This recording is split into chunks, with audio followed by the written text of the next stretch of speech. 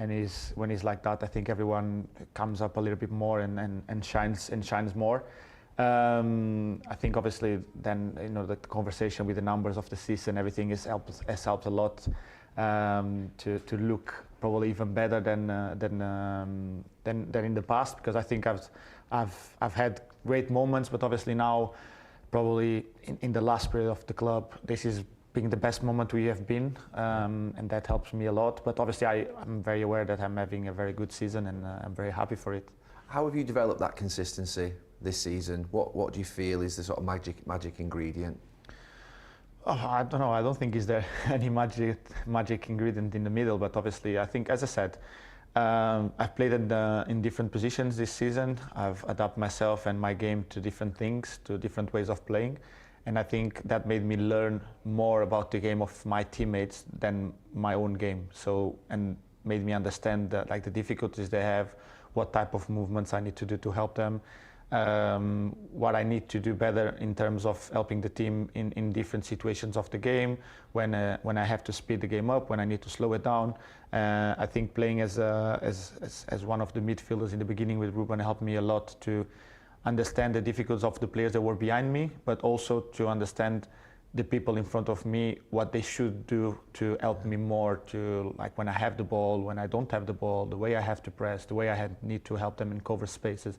And I think that was very good for me, for my full understanding of the game on more on the midfield, but also from the defender's point of view, when they have to jump, if he's good, if he's not, if the space is too big, and that helps a lot.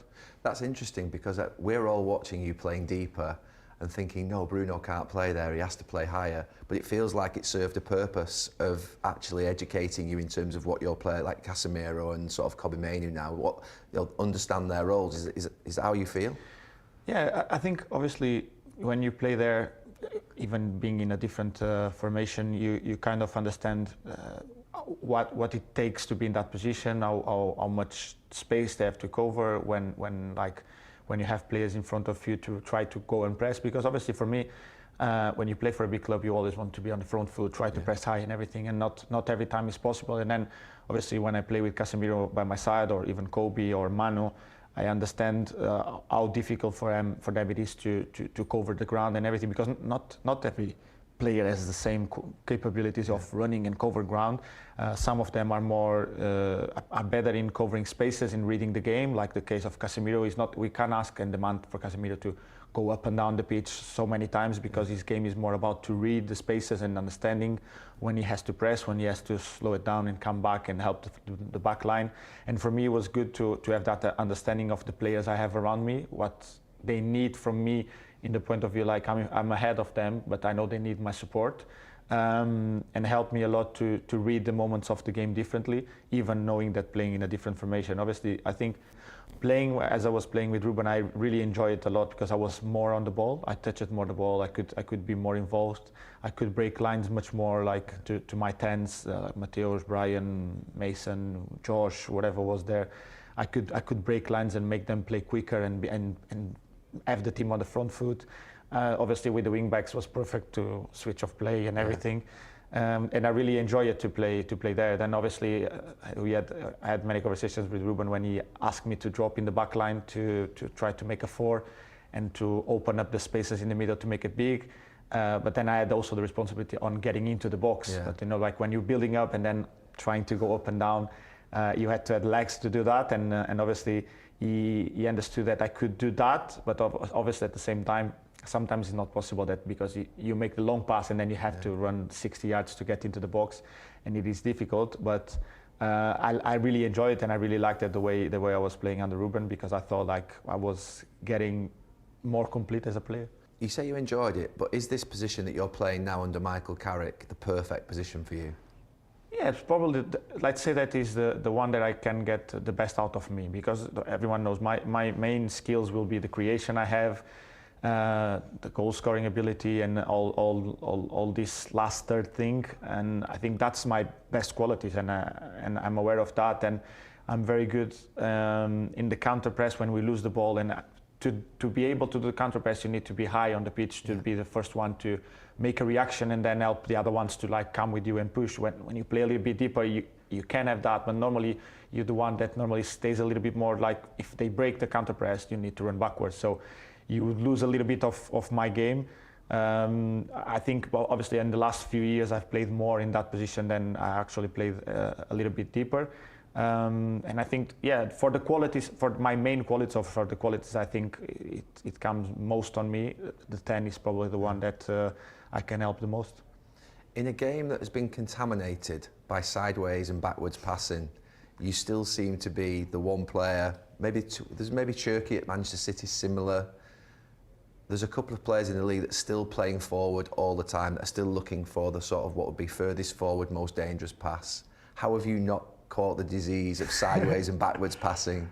I don't even think about it, to be honest. Like, obviously, you want to be as more accurate as you can, but as you spoke about me and Cherky, we are in the midfielder the highest player on the field. So you have to take the risk, because you're there for that. You are there to create something, to play the ball forward, to try to make the 3 guys in front of you, 2 guys, whatever you have, make them enjoy, make them have the ball, make them have the opportunity to go 1v1, to score, to then assist, to do things.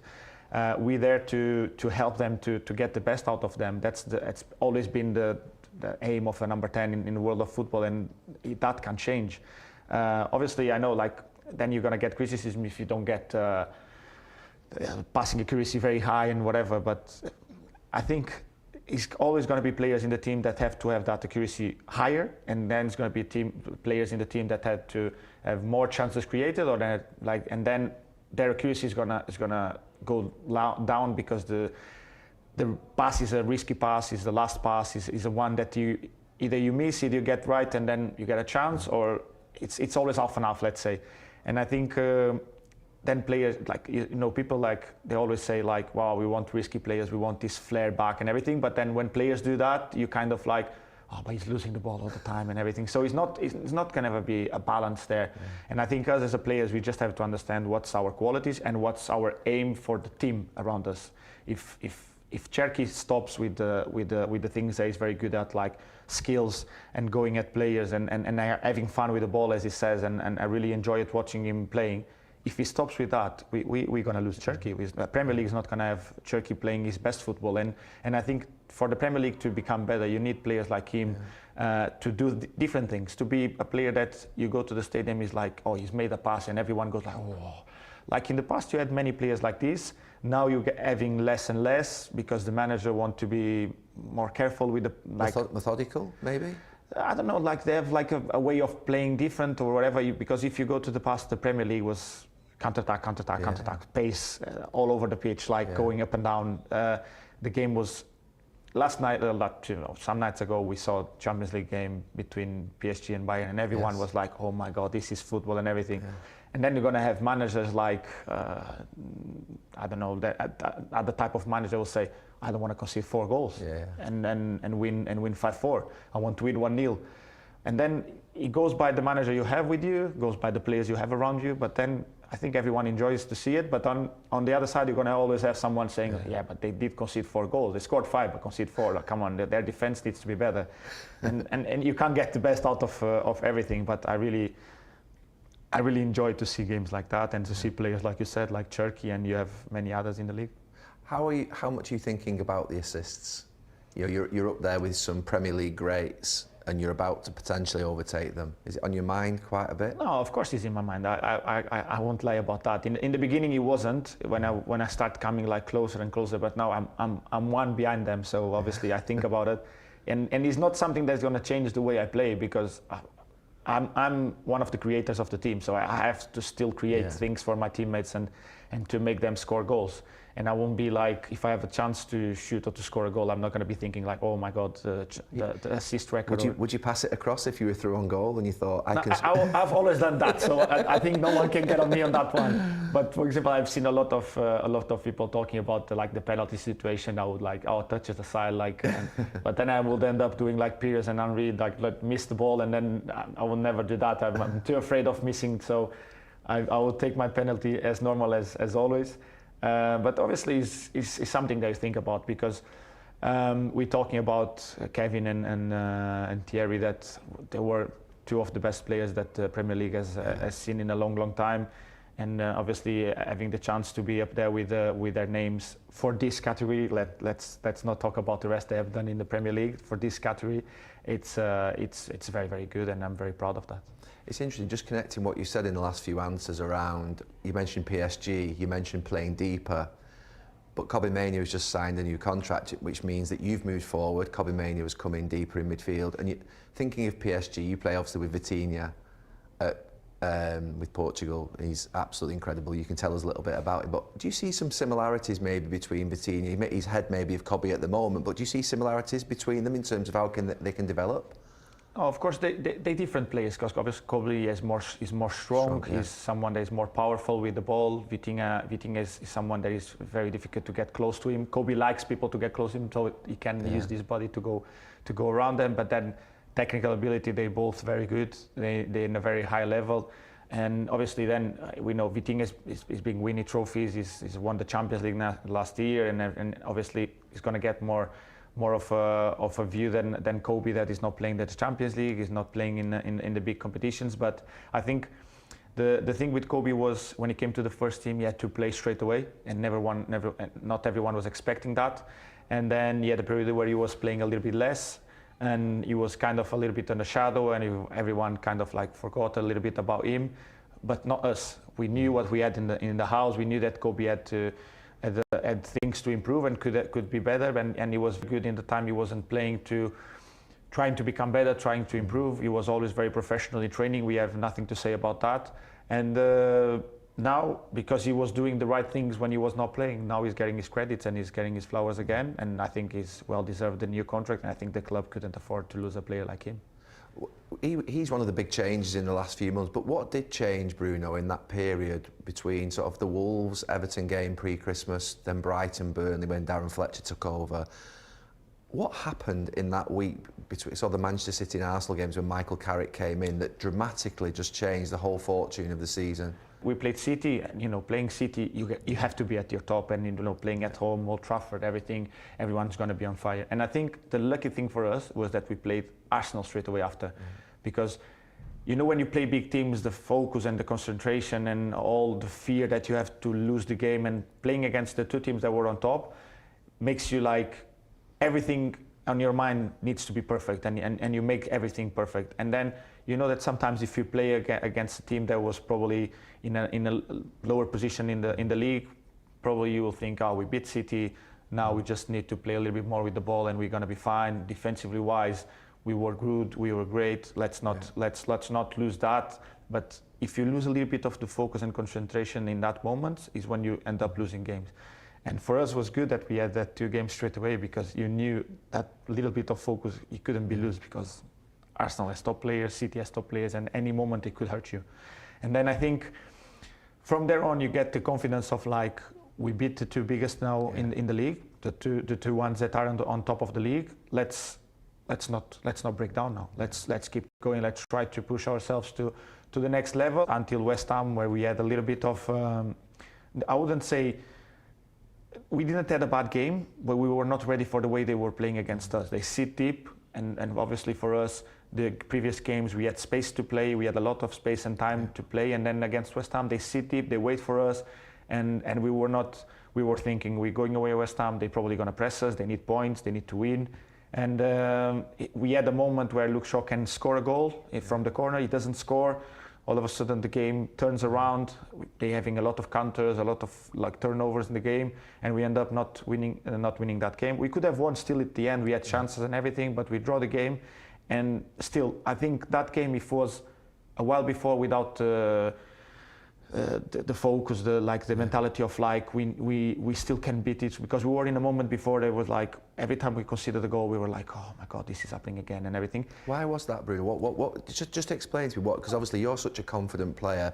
What was it in that period where you were just becoming deflated when a goal went in? I think it was like because results were like always going against you at times. Like you could be. I think under Ruben we were always on top of the games, but then we were the team that would allow less times the people in our box, and at the same time we would be the ones that would concede more goals in that period. So in our head was like, how is possible that we don't allow them to come into our box as often, and then when they come we still concede a goal? And it was nothing to do with the defenders or with the goalkeeper. It was the full team. Like, we're so good in moments like, let's not break us into the box and everything. Then when they did it, we always could see the goal, and we always felt like we're doing everything well, we're creating chances, we're not scoring, and then all of a sudden they have one chance and they score against us. And so the belief of like, we're doing everything so well and everything was always coming down a little bit. And then you go again and you push, scored. For example, you see the game against Bournemouth. You can't be down, you can't be like up in the game, I think 2 times, and then you end up giving the game away. We conceded basically 2 or 3 goals in the same way, and you end up like, we're doing everything so well. Why we keep getting these chances, then don't score, and then they get one chance and they put it in. Yeah. Was the system a factor? I don't think so, because as I said, we were the ones like not letting them into our box. So that means your shape was good, you were defending well, and attacking wise, we were up there in creations or XG or whatever it is. It was a confidence thing then, really. Yeah, basically. and you know, like it's like when you talk about strikers, if they get the ball in, they go. If one doesn't go in twice, 3 times, you start losing your confidence of like, I'm gonna put this in, I'm gonna put it in. Yeah, and you can do it in training and train as much as you can and hard and everything, and try to put it in your mind that it's gonna come. But then it's like in the moments, then if the confidence is not there, it just goes down. And we have seen top players like, let's say, Salah this season had a spell, and we all know Salah is one of the best goal scorers in the Premier League, and he had a spell where he couldn't score. And well, you tell me that he has no quality anymore. No, it's just like a moment of confidence where things are not going well, then you start rushing things, you want to do it more, you want to do it better, and it ends up not coming in the way you want. Talk to me about the Steve Holland, Michael Carrick dynamic. Who does most? Who does the training? Who's giving the sort of team meetings? No, it's always Carrick. Obviously, he gives the chance and the opportunity to Steve to jump in when at the end of the meetings when he needs, like if Steve wants to say something. He's more on the pitch at the end of training. Normally, if Steve wants to say something, he always asks Carrick to do it. But normally, it's always Carrick that does all the exercises and everything. Then you have Travs that goes more with the strikers. Woody and Johnny goes with the defenders, and obviously Michael goes with the midfielders because he's mastered that in the years he played football. But I think the connection between all the staff is very good, and I think Steve is being very good. He always points at certain things. He always goes to the players. He speaks a lot with 1v1 with the players to try to understand what their feelings are. What if everything is like.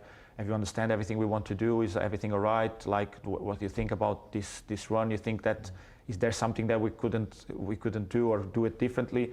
But I think they work very well together, and both of them are very always like involved in the training. But Michael is always the one that does the training. I came in to see you a couple of years ago. For a couple of hours, which was something that I really enjoyed. I've been heavily critical of you, obviously, before that, a year or so before. Maybe, I know you think unfairly. Do you think it was, I mean, you do think it was unfair at the time. Do you feel like it's changed now, the narrative? It feels like it has, you know, not just from me, but generally, you seem to be more relaxed. Everyone, I think, appreciates you a lot more. Do you feel that? And do you think it was unfair back then, the criticism that you were getting?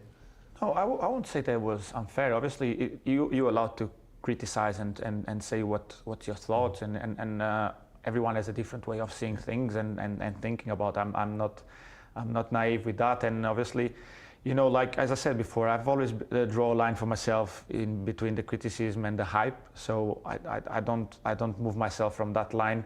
Don't go with the hype. Don't come down with the criticism. Obviously, you rather have hype than criticism. That's for everyone in the football world and world in general. I think obviously I've probably learned how to deal better with certain situations, and obviously dealing with being at the club, dealing with a lot of the attention we have from the media. We all know that United is one that has more time on television talking about football or Premier League or whatever it is. And I think with the time you learn how to deal with that, but obviously as I said, I think you guys do whatever you think is better for your work. We all know that social media works also like with clicks and everything, and sometimes you need a big headline to make it popular, or let's say trending. Trend. Yeah. So I think obviously then when you start doing different things, and obviously you learn with things, and I've always said I'm not the one that goes and listens to the criticism and things like they're not right, that they did wrong.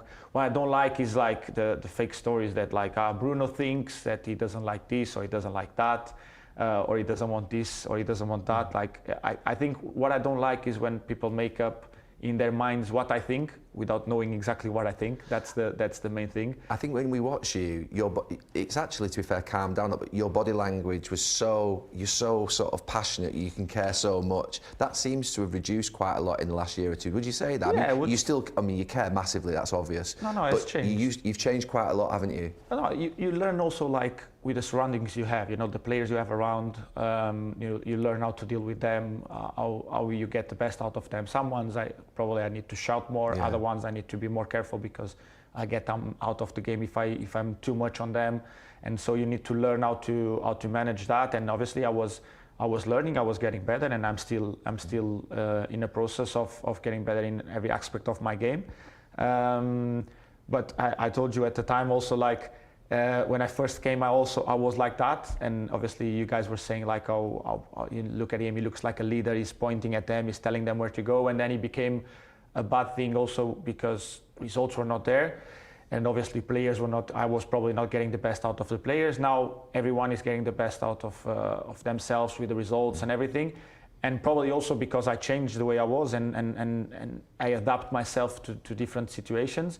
I still have that part of the emotional side of the game when things are not very good or not going the way I wanted. They go to the team or to the club. But I've probably learned a lot how to behave in different situations and how to be more calm in certain situations. Bruno, you've been the best player that I've seen at Manchester United since I retired.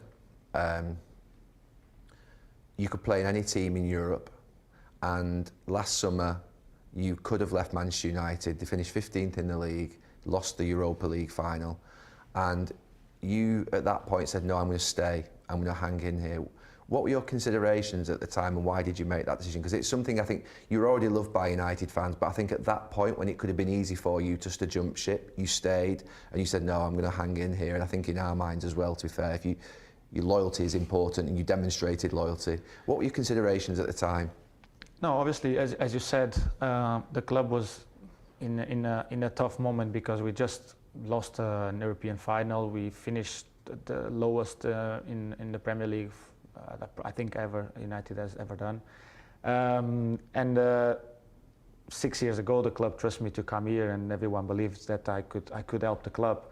So I think at the time my decision was also made by, I haven't fulfilled my dreams here. I haven't achieved everything I wanted. I've never had that I want to win the Premier League and the Champions League with the club. I might do it, I might not, but until I get the chance or until I'm here to do that, I'm going to try. It's going to be difficult, yes, it's going to be hard because you have top clubs in the league that have been winning the league for so many years and being consistently there, and we're not. But at the same time, I think that it's a little bit about loyalty, but for me, it's not like, this is not even the question of like loyalty or not, because I could have gone 2 years ago or 3 years ago. I could have gone 2 years ago. I could have gone last season, and I really like to be at the club, and I really think that being successful at this club is something that I would never get in being in any other club. I think the joy and the everything I will get the day I get what I want from this club, I wouldn't get that in any other club in the world, because I know how much the fans want this. I know how passionate they are. I know how much they're waiting for that moment to come back again. And I'm in the same ship, as you said. I'm in the same ship as them, and I want this ship, instead of being steady, I just want it to go forward and to navigate as much as we can. And obviously, family-wise, was also a decision by the family. I've said this many times. My wife had probably not many, but right words to make my decision What did she more say? clear. She said what I said before. Like she said, have you fulfilled your dreams here? Have you achieved everything we wanted since you came to the club? So this was the only thing she said, and she made me think about that. Like, yeah, I haven't won what I want to win, and yeah, I won the Carabao Cup, I won the FA Cup, but what this club wants, what these fans want, and what I want for myself with my team, we haven't got that yet, and I'm gonna try until my contract expires. I'm gonna try that. You've just said that you want to win the Premier League. Is this the closest you feel? I know you're obviously still a bit off it with Manchester City and Arsenal above, but is this the closest you felt to winning the Premier League in terms of that next jump could be the one that takes us there? I think my first full season here was the one that I felt we were close. The COVID one, not the one that Liverpool wins, the one that City wins. Okay.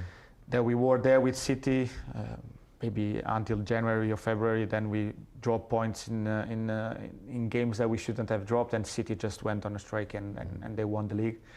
And then the year after was when I felt like this is going to be our season, because we put in togetherness with the team we had the year before that we got second. We had Cristiano, we had Rafa Varane, we had Jadon Sancho, and I really thought like this is going to be the year we're going to be the next step, because we brought in top players that will help us to be a better team.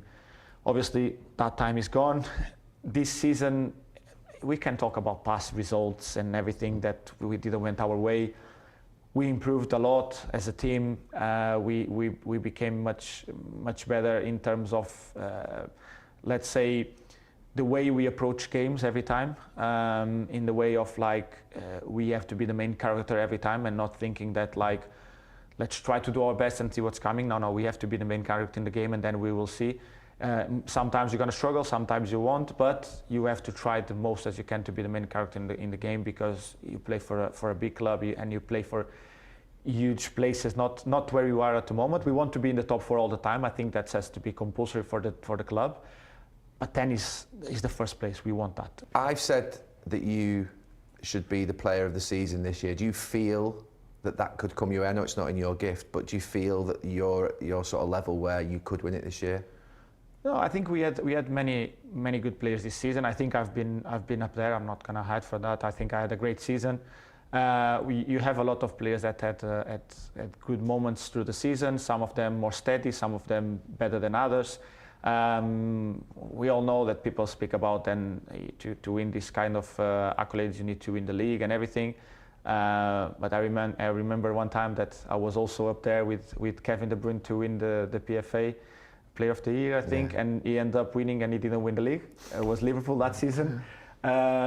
So I think it's obviously, if you win the league, it means that your team was better than the other ones, and it means that you help your team more than other players. But for example, I would say Igor Thiago had an amazing season, and we can't hide from that. And he plays for Brentford. It will be more difficult for him to win the league. It wouldn't be my case, because when you play for United, you should be playing to win the league.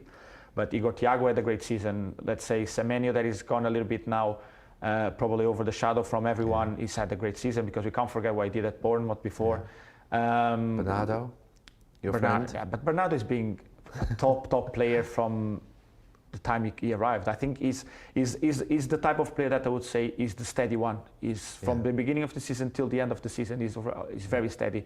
The thing with Bernardo is sometimes he's going to get better numbers, other times he's going to get less. This season he played more as a double pivot, not as much as a right winger or a 10. That was what he did like probably in the last 2 years more this. Before that was more the winger, number 10 for them, and he would get more numbers. But Bernardo is probably one of the top players for this league. We talked about Cherky, didn't play much in the beginning of the season. We can't forget about Haaland. Haaland is still the top scorer. I know he's not scoring a lot in the last few games, but Haaland is still the top scorer in the league. Declan Rice is done amazing. I know people want to put it in a different way, because now Arsenal might not win the league, and it looks like it's not as good anymore. But Declan did an amazing season. I think Gabriel was also. Gabriel and Saliba, obviously, as a pair. Obviously, I know for the keeper it's very difficult, but Raya had an amazing season together with Donnarumma. I think they were the two main keepers for them. Were